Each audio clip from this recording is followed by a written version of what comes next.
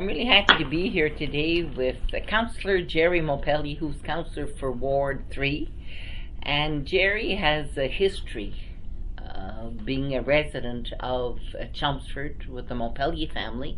And today we're here, Gerry, so that you can share with us some of the memories that you have as a young boy and as an adult and now as councillor for this community. And the first thing we'd like to start off with, maybe we could start talking about your grandparents. Who your grandparents were and what memories do you have of your grandfather and your grandmother? Well, I have good memories. I grew up with both sets of grandparents. They were actually close. The farms were close.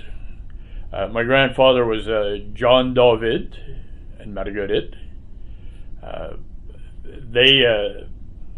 They were actually, my grandmother Marguerite was born in Montreal, and she came over fairly young and married my grandfather. But my grandfather John had been here, he'd been born here in Chelmsford. Oh my God, I'm not even sure when. Late 1880, well, he was born in 1898 obviously, but he was born here in Chelmsford. And on the other side was Emile and Isola Montpellier. Again, her maiden name was Rayon. They come from the Vermilion Lake area. Again, from the very late 1800s is when they were established there as well. Okay, so would you talk to me about the Davids? You got to know them, like you said, yes. Well, so maybe you could describe your grandfather, John. Well, what kind of man was he, and what did he do in life? He was just obvious opposite to myself. He was a very quiet man, tolerant. Oh my God, I'd never shut up. I don't know why the man was always very quiet. He was a farmer. He's what they called a farmer, fruits and vegetables. My grandmother had a stall in the Borgia market. That's how they made their living, produce, poultry, and they did that right up to retirement, right up to about 1965, I think, is when they retired. So I spent a bit of time at the Borgia market myself, where they'd load me up and where I could get in all kinds of trouble down there, and so that's what they did. My grandfather Emile, on that side, they were livestock dealers, mostly heavy horses. Beef. They supplied all the mining camps and the train companies for meat. For meat. I was fortunate enough the last horses from the Standard Dairy, I got to play with them. They came from our farm. And funny story, I like horses. Everybody knows I like horses. One day I was in Toronto when I was in the movie industry for a while. And I ran into a lady much senior than me, and she saw my last name. She says, "You're from up around the Sudbury way." I says, "Yes." Well, she said, "My father was a livestock dealer." They'd been living in Toronto. And so she made that connection. So she would have known your grandfather? Yes, she did. As a little girl, she knew my grandfather, and her father used to buy a lot of horses in the Toronto area. Again, for, say, mail and dairy and so forth. So your grandfather Emile Montpellier was in charge of livestock, so yes. That was beef, cattle, his business horses. Exactly, that was his business. Mm-hmm. If we go back to the David, let's talk about the family, the David family.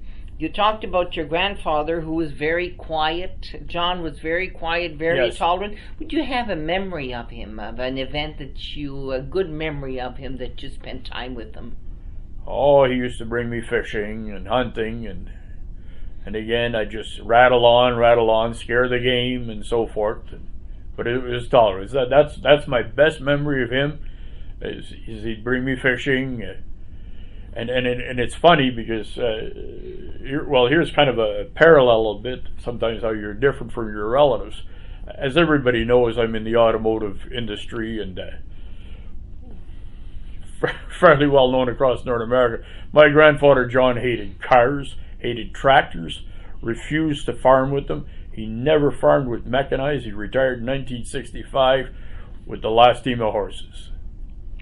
So he was close to nature. He was close to nature. Where I'm just the opposite with the machines and the cars and so forth. Did you spend time with your grandmother, Margaret? I did very much. So one good memory that you have of her. Well, was she a good cook? Oh my God, she was the best. She was the best. Used to make me cookies and so forth. So would you spend a lot of time on this farm? I did, because I would just walk over to, one was across the street and one was just up the road a little bit.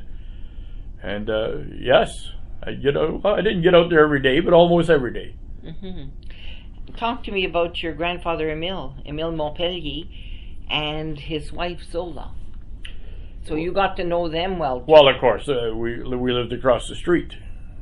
So it was across the street, but it was the same farm. Okay. It's not the Kennedys that invented living in a compound.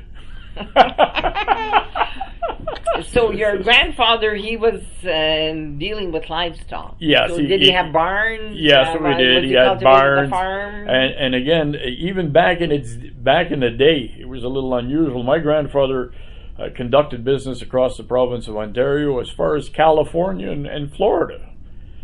He had involvement in business out there in livestock and so forth, which again was unusual at the time. Today you get on a plane and you go, and so when my grandparents were, say, maybe out in California, they'd be gone like for a month and a half at a time, kind of thing. It was a long go. Mm-hmm. Oh, he was involved in all kinds of things. He was involved with the government, the draft board. So very active community man. Very active man. Maybe I'm kind of following in his footsteps a little bit in the politics. Okay, and your grandmother Zola, she was a Rion. She was a Rion from the Vermilion Lake area. Wonderful woman. Very, very tolerant. She had a lot of boys. Very dignified lady. She used to tell me stories of a little girl when she was a little girl living on Vermilion Lake. And back then there was a native population. Living there at the time, and all the time she'd tell me stories of her father would be trading with the natives and so forth. Do you remember any specific stories from that, or a specific event? Well, they'd come by and maybe trade some deer for some chickens or a lot of bartering. Yes, and she'd make pies and so forth. Well, and you say they had a big family. How many children did Emile and Zola have? 12. 12 children. 12 children. And can you name them? I can now. Good. I can now. The oldest was Antoinette, which Evelyn we shared as an aunt. Yes, we did. Yes. And my Uncle Patrick, Yvette, Laurier, my father Rodolphe, Olivia, or her name was Vika. We called her Vika. Which I knew very well. Yes, you knew very well. And then Oscar, Ferdinand, Gaston, André, and Roger. So a big fan. And your father was Rodolphe? Yes, he was. Where was these farms? You say you were all on the same today, on the same street. Today, if you went back in the place, it would be the golf course, the John Street Golf Course, which again, my dad and his brothers turned into a golf course across the street, and it goes back onto Mackenzie Road, and right up to it follows what they call the Morgan Road. So the farms were all there, and they yes. were all farmers. Were your father and mother farmers also? No, my dad was a golf course builder, and he did work in the Inco mines for a while. Mm-hmm. And who was your mom? My mom is Edith David. Oh, Edith David. Okay. And she worked with my dad over at the golf course, and. So, what kind of people were good memories of them? Well, you must. My mother. Yes. Tell me about your mom. She didn't yell at me too much, so she was tolerant. I was a bit of a, what do they call that? A nervous boy. What's that word? Active, very active. active. That's the word, active. So it was a chore keeping on top of me. Mm-hmm. So she was very tolerant like her father. Oh yes, yes, very much, very much. Talk to me about some major family events that you had. The Montpelliers, the David, they were all close Yes. by. And what type of family gatherings would you Oh, have? I'd love our gatherings. We'd have these family gatherings and family reunions, big suppers. It was just great. It was just great. I mean, I think what a wonderful gift it was to grow up that way. Today things are a little different, but I really appreciated that I had all of these cousins and uncles and aunts. Every one of them just welcomed me all the time. So they were the pioneers. You see, Yes, they they were were. born. Your grandfather John was born. Was Emil born in? No, Emil came over as a little boy. Okay. His father had I guess staked out the place, and he basically started farming in what we call Morgan today. So that's where he was farming. And grandfather John, his dad is one of the oldest citizens in the Sudbury area, actually. Joseph David. He'd been a trapper and so forth, and he'd been over here and for a long time. So actually, one of the files they were looking for this mysterious Joe David, that I said, well, that was my great grandfather. And that's what he was. He was a trapper. He'd lived in Creighton for a while, even prior to the mines. Talk to me about Chelmsford. Your memories of the town itself. What kind of community was that? You were, as you indicated, you were very close to your grandparents, and you had a great family. But in terms of the community of Chelmsford, what did it look like when you were a young boy? Well, first off, I'm going to be biased. Again, as folks know me, I've pretty much worked across major cities across North America and so forth, and it doesn't really matter. I always said I'm the proudest. I'm from Chelmsford, Ontario, and it was a small town. To me, my memories of it, it was a small town, and there seemed to be no division to it. The French, the English, there seemed to be no difference. Oh, you knew kids from one end, and you kind of knew everybody, and it was maybe I don't want to use the word simplistic, idealistic. Maybe it sounds like a fairy tale, but wherever you were, people knew you. You were welcome. I mean, if you were a bunch of kids running around, that's it. Everybody's in for supper, and that's it. That's all. And there was everybody was welcome. We had many nationalities in Chelmsford, and there seemed to be no differentiation. So myself growing up, I spoke English, I spoke French, I spoke German, I spoke Italian, because that was the Chelmsford way. We didn't know any better. For better or for worse. How were you able to learn the German and the Italian? Well, just being with folks of those languages. And there was really it was what it was. And it was just wonderful.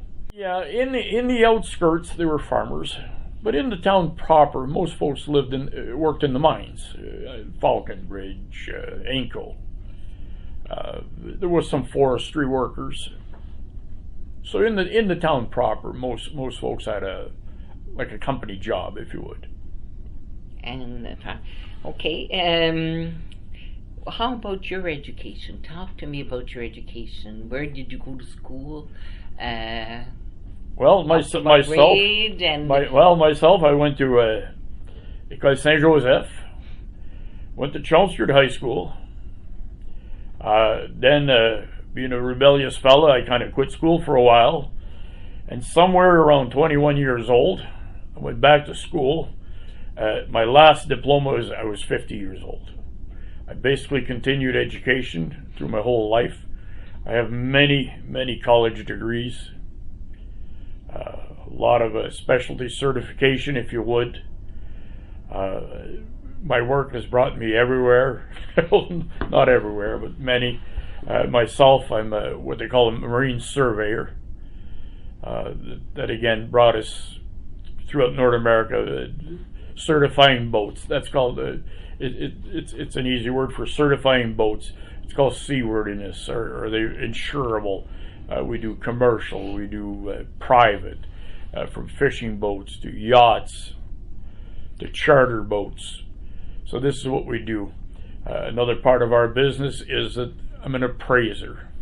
We specialize in custom automobiles and custom motorcycles. Again, it's brought us for almost 50 years working in the car show industry.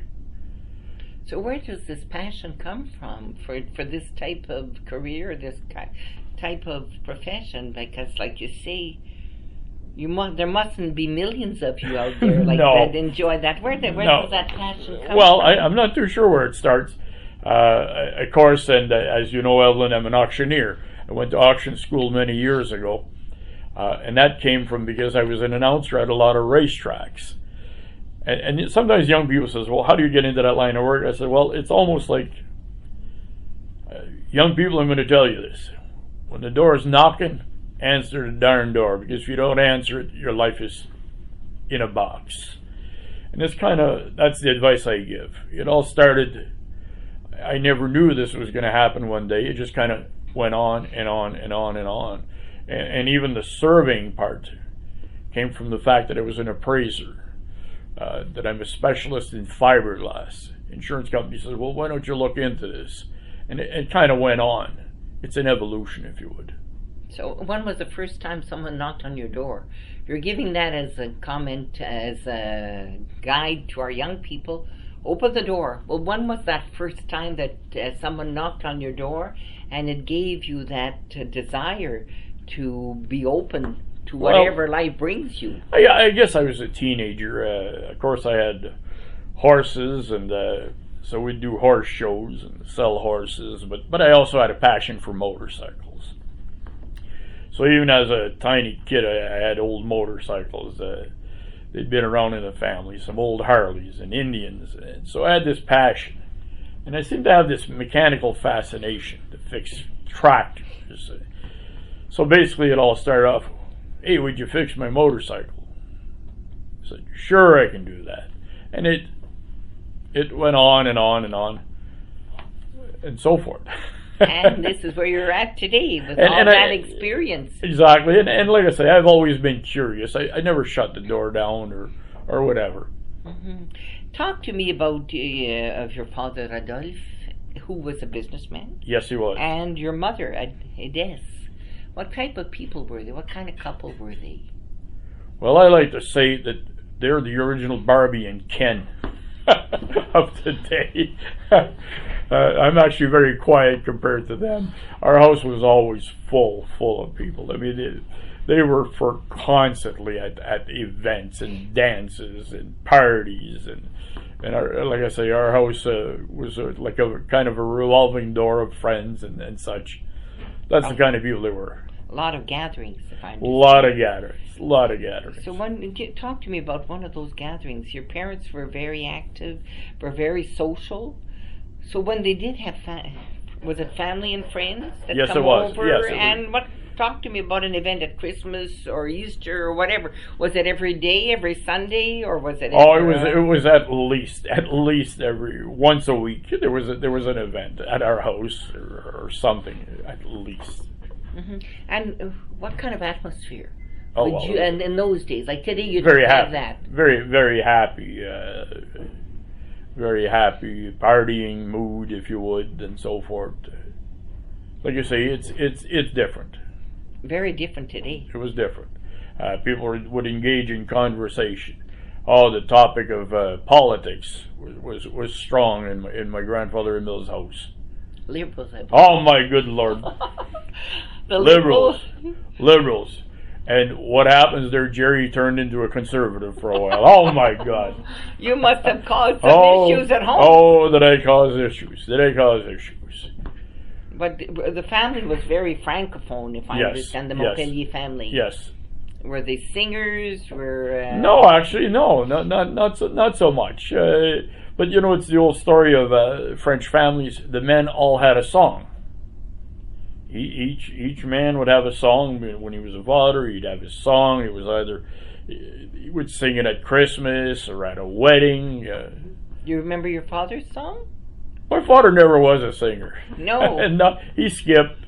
But what do you mean they had a song? Well, each They enjoyed a song more than others? Or? Yes, they'd have like a French song, maybe chanson à répondre, Okay. and so forth. So they would sing that when they gathered? Yes. Again, you know, I'm going to kind of switch over. My ma tante Vika, she was married to Julien de Grandmont, who was a very well-known French singer. So he'd start singing, and the chanson à répondre would follow. I did TV programs with Julien de Grandmont on Cable 7. That Every week he would have different songs, like you say. He was a real artist. That's correct, and there's several recordings. So of course, when he married my aunt, we'd always have these sing-alongs. Mm-hmm.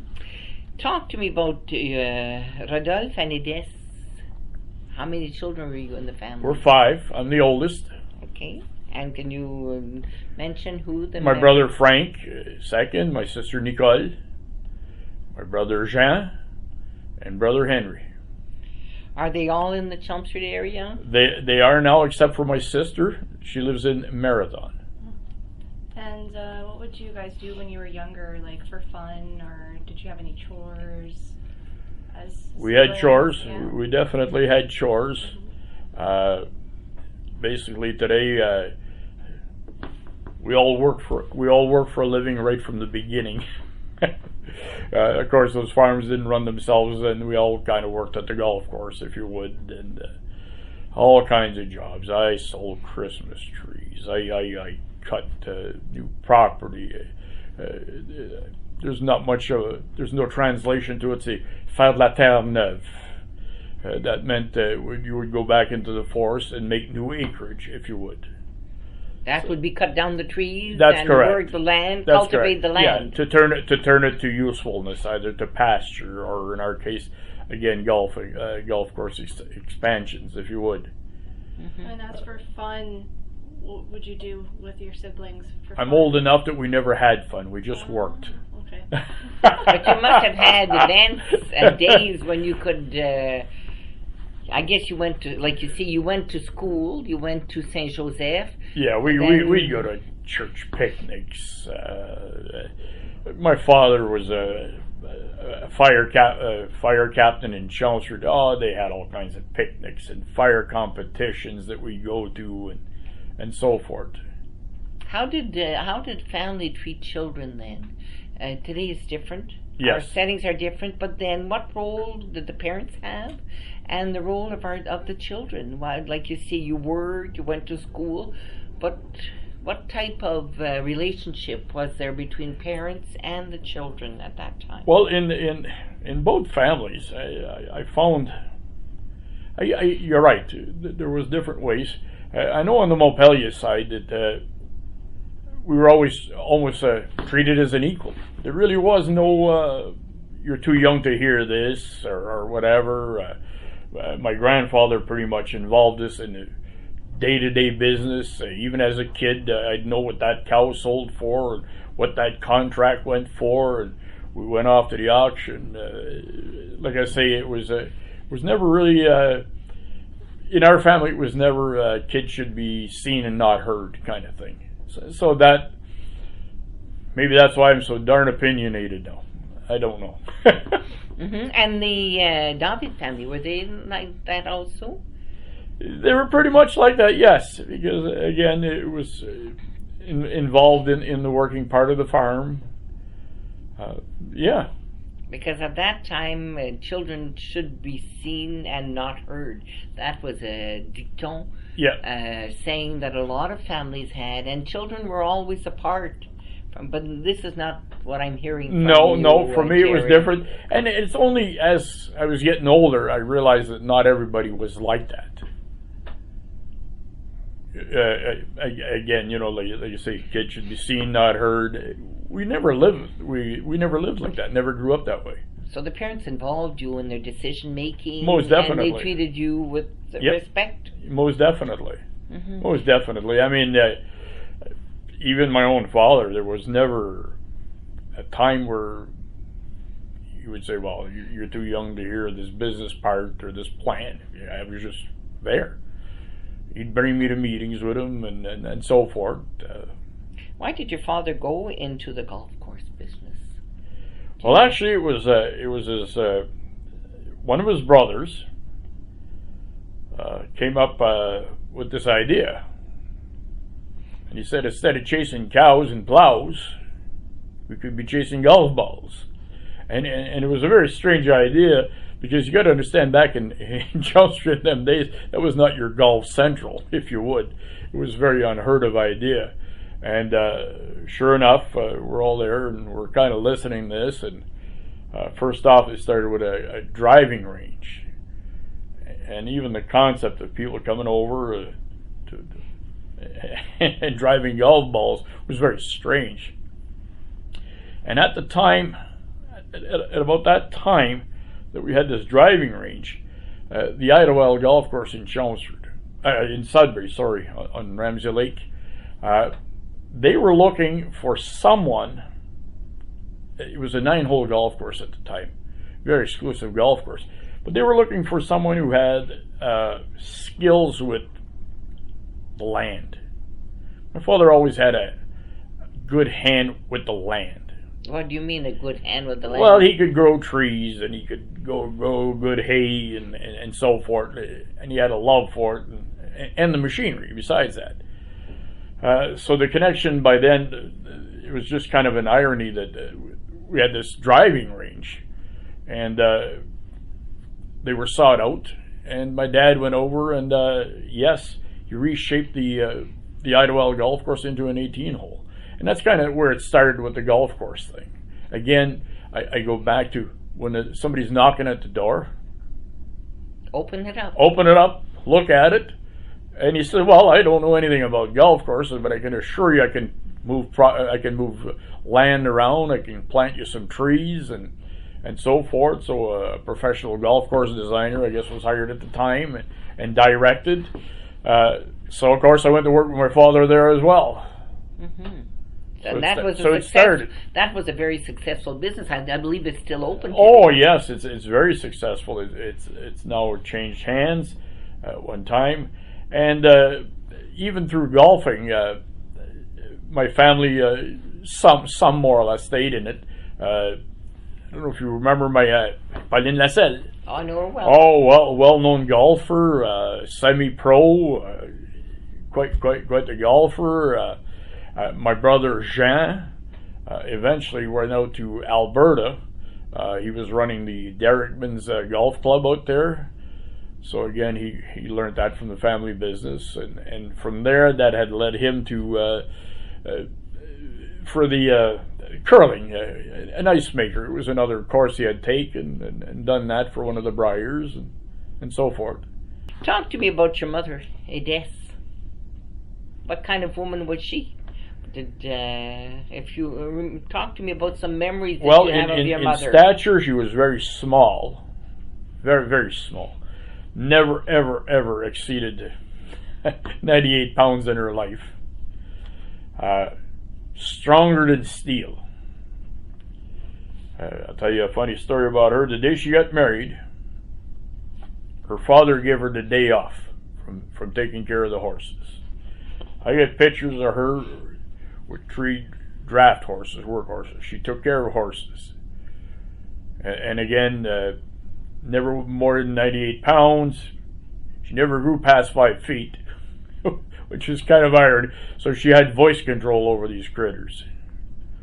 So you should see this voice control she had over her son.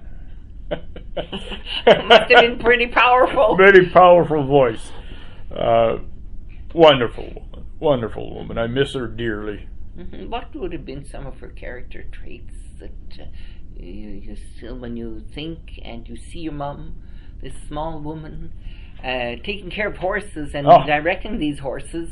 strong, never put up with no BS from anybody. Opinionated. A lot of character. A lot of character. A lot of character. Mm-hmm.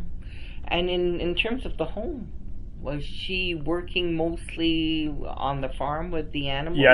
Yes. Well, and she still had her responsibilities. Yes. How many children were you? We were five. Okay. Mostly she was a homemaker, and helped in every way and so forth. And again, like I say, right till retirement, she helped her parents on the family Borgia stall, if you would. Mm-hmm. Yeah. And your sister Nicole, was she the one that helped your mom in the kitchen, or was she involved with the farm?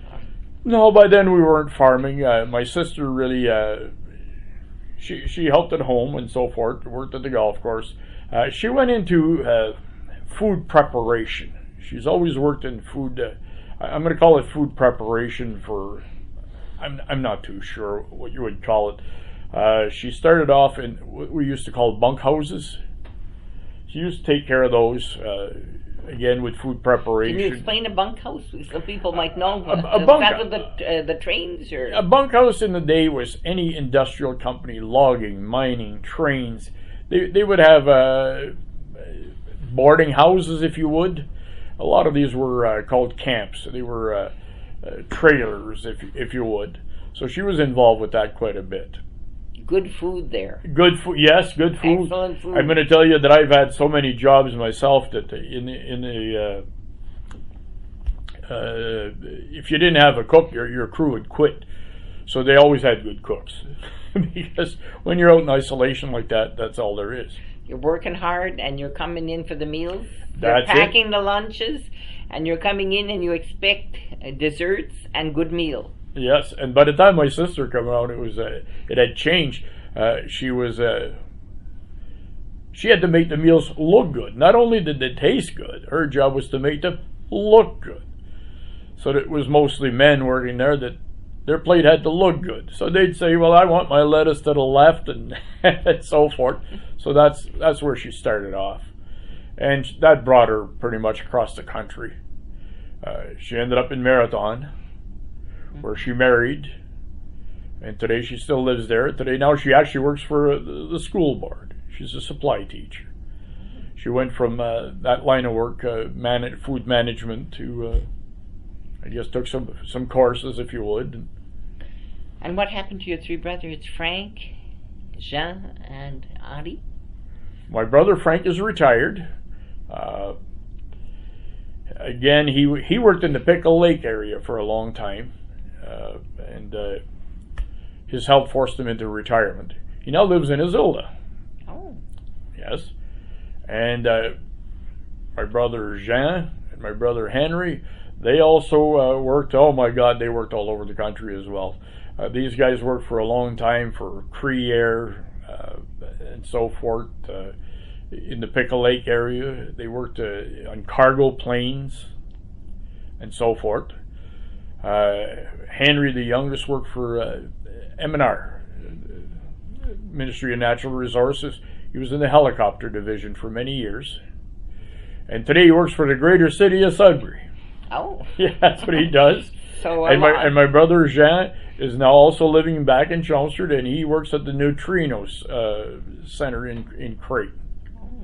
So you a family that was very innovative in their career choices and loved to travel. Oh yes. And who gave you that desire to travel? Well, I was guess it your mom or dad? Oh, I think that came from my grandfather Emil.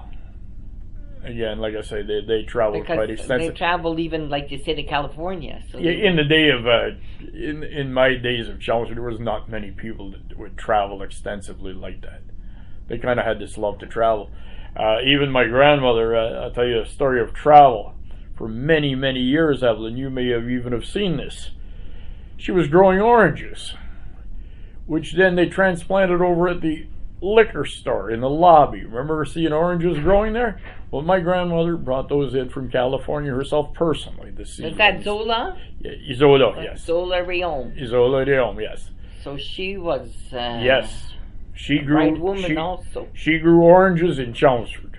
And again, the older folks will remember that they outgrew the patio, if you would, at the family home, and they were, when the new liquor store was built, they were transplanted there for many years. There was orange trees. Mm-hmm. You said you went to the Borgia Market. Yes. Talk to me about the Borgia Market. How was it set up? Oh my God, Who would go there? My God, that was exciting. My God, that was exciting. The Borgia Market. Well, it was a place where you bought everything. There was no today Walmart, no Walmart, if you would. So what would you happen is the Borgia Street today is, what do they call that place? I still call it the city center. Okay, the Radisson Hotel. Yes. It was an entire street that ran there with little market stalls, if you would, where you bought fish, you bought meat, you bought nails, and you bought whatever. Would you have crafts and? You'd have crafts. I don't know so much if there were crafts back then, but you'd have knitted products. People weren't too much into crafts back then. They were more into utilitarian. You bought something that was useful. You bought a scarf. You bought a jacket that someone made. There was leather products. It was a wonderful time. And where did these products come from? Well, they were all made by people. They were all made by people, either on their farm or today the fancy word is cottage industry, if you would.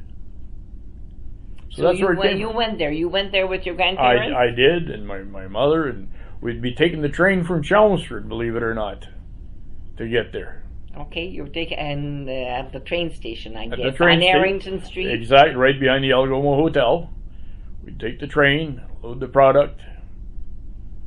And bring and sell it. And sell it. Give me prices. So you were selling mostly vegetables and meat? Yes, vegetables and meat, and in-season blueberries, always blueberries, raspberries. Did you go out and pick blueberry and raspberries, or was that your grandmother's and your mom's job? I did get in on the last miserable days of it. And I say miserable, as a little kid, you're sitting there and you're picking them up for the family's work. You don't get to eat them and play in them. You need to clean them and sell them. Put them in a basket and sell them. And it was always hot. And again, like I say, I was an active kid, so it was hard for you to stand in the field and pick up blueberries. It was very hard. It was very hard. Mm-hmm. Talk to me about a favorite recipe. You seem to love your mom deeply. Would there be any food that you would make? The ragu. Oh, and what's the ragu? The ragu. Well, the ragu is pigs. Well, I'll use the politically correct words. It's hog.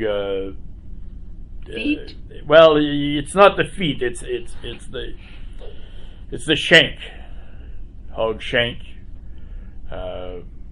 And it can only be done right with burning the flour. No phony stuff. My mother, on her last years, tried to fake me and buy that phony burnt stuff, and I said I knew right away. It has to be browned, and that's how it works. On a cast iron pan or in the oven? Exactly. Cast iron pan, real flour, burnt, heavy gravy. So that was a delicious Oh my meal. God, Evelyn, it's bringing tears to my eyes. And your mom would make that often, or was that for special occasions? Oh, it was special occasions. And she'd make it for me often enough, because she knew that was my favorite. Mm-hmm. Tell me about Denise and yourself. Well, what was the coup de foudre between your wife and yourself? What family? Well, I've been married this year, 44 years, to Denise Yesko. And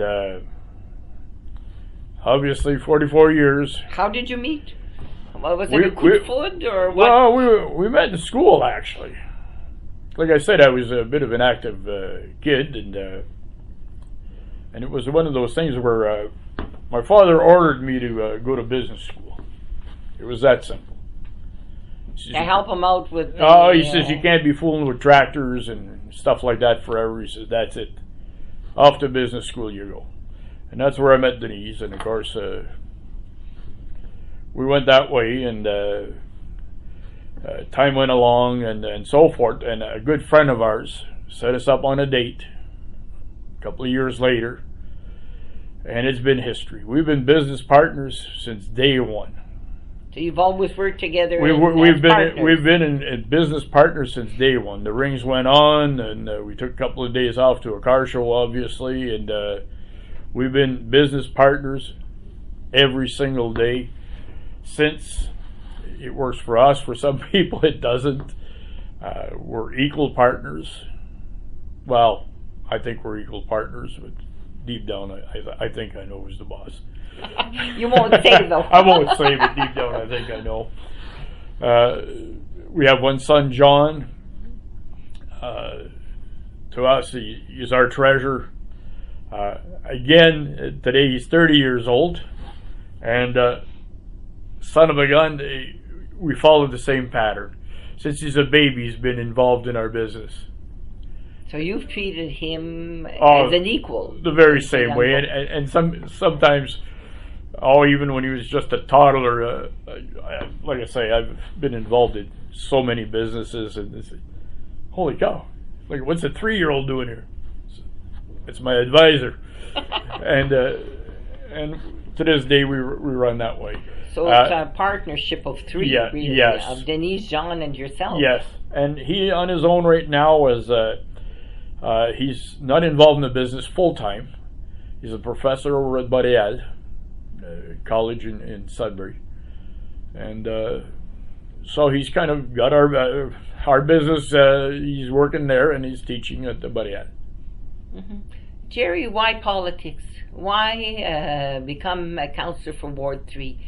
What motivated you to become a councillor in our community? And you didn't ask about why at such an old age did I enter politics. Well, no, there's no way president can be 70 or 80. There's never no age, but why? Well, why? I'll be honest with you, Evelyn, I thought, I know that I could help.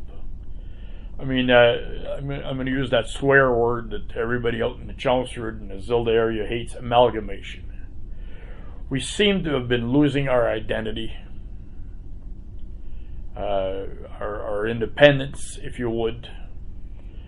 And I believe that I can make a difference. And every day that was my motivation. And again, if anybody's following politics and so forth, I'm doing the best I can to, again, yourself being a councillor as well, you know that phrase that I have, ladies and gentlemen of the Council of Sudbury, I'd like to remind you that there's people that live northwest of Gus's Lunch.